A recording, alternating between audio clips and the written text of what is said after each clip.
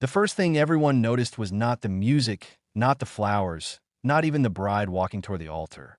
It was the man sitting alone in the third row, hands clasped so tightly his knuckles had turned white, eyes fixed on the floor as if the weight of the entire room pressed down on his chest. He had come to the wedding alone, carrying a past no one there truly understood, and he had no idea that before this day ended, his life would be quietly, painfully, and beautifully rewritten. If you believe in kindness, second chances, and the quiet miracles that happen when people choose compassion, please take a moment to like this video, share it with someone who needs hope today, comment your thoughts, and subscribe to the channel for more real, heart-touching stories like this. And tell us in the comments where you're watching from, because stories connect us across the world.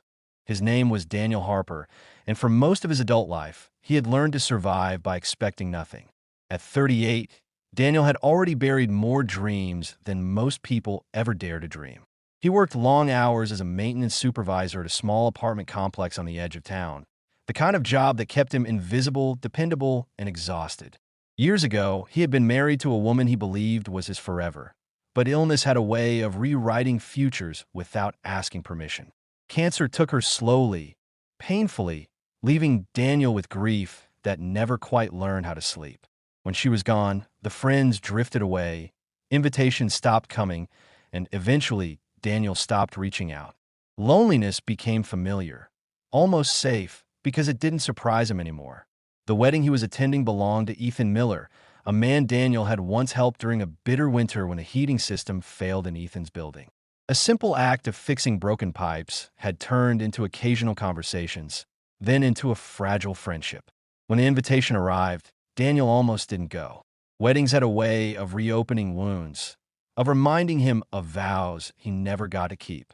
But something inside him whispered that hiding forever was not the same as healing. So he ironed his only suit, the one that still smelled faintly of old memories, and showed up alone. The church was filled with warmth and laughter, with couples leaning into each other, hands intertwined, futures glowing with promise. Daniel felt like a shadow among bright colors. He kept his head down, telling himself he was only there to show respect, to sit quietly, to leave without anyone noticing. As the ceremony began, his chest tightened, and his mind drifted to the life he once had, the home that echoed with silence now. The nights he sat by his window, staring at the same streetlight that flickered like it was tired of trying.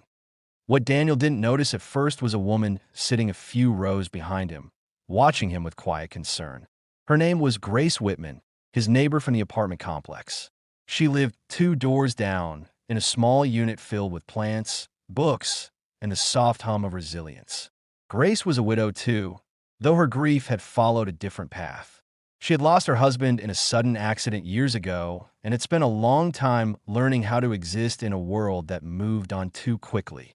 She and Daniel shared polite greetings in the hallway, exchanged small favors like holding doors or collecting packages, but their connection never went beyond that.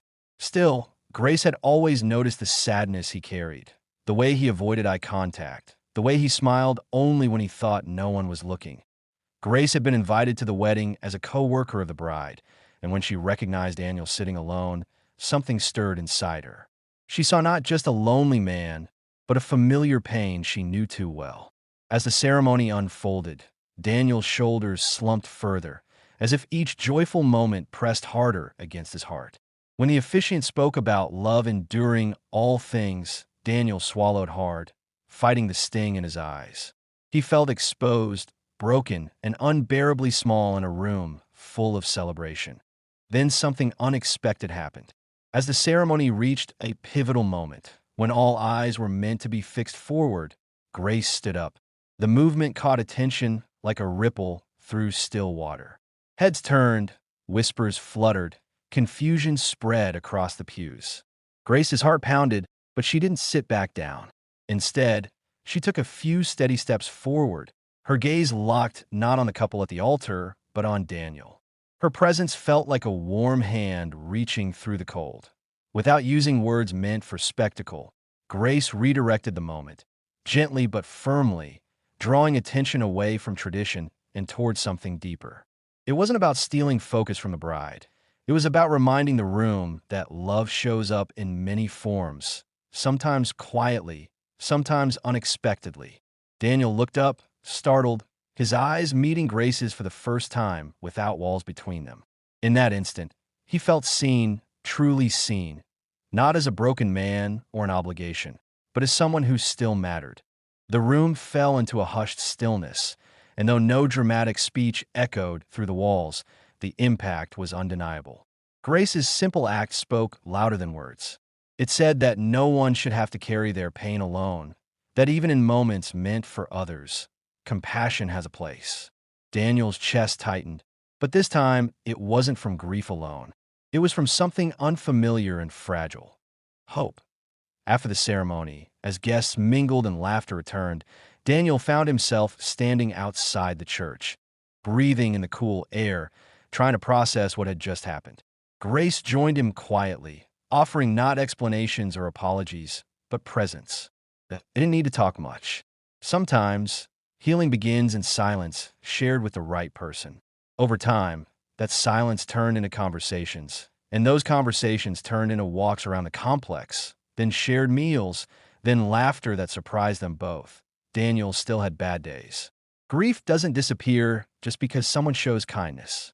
But now, when the nights felt too long, he knew there was a light on two doors down. Grace, too, found parts of herself she thought were gone forever slowly returning. Together, they learned that love doesn't always arrive with fireworks. Sometimes it stands up quietly in the middle of a room and reminds you that you're not invisible. Years later, when Daniel thought back to that wedding, he realized it wasn't the vows or the music that changed his life. It was the moment someone chose to look at him instead of looking away. That single choice rewrote his story, not by erasing the past, but by giving the future room to breathe. If this story touched your heart even a little, please take a moment to like the video, share it with someone who may feel alone right now, and subscribe to the channel. Your engagement helps these stories reach the people who need them most. And before the story ends, tell us in the comments about a moment when kindness changed your life, even if it seemed small at the time. Because sometimes the most powerful love stories don't begin at the altar. They begin when someone finally stands up and chooses to see you.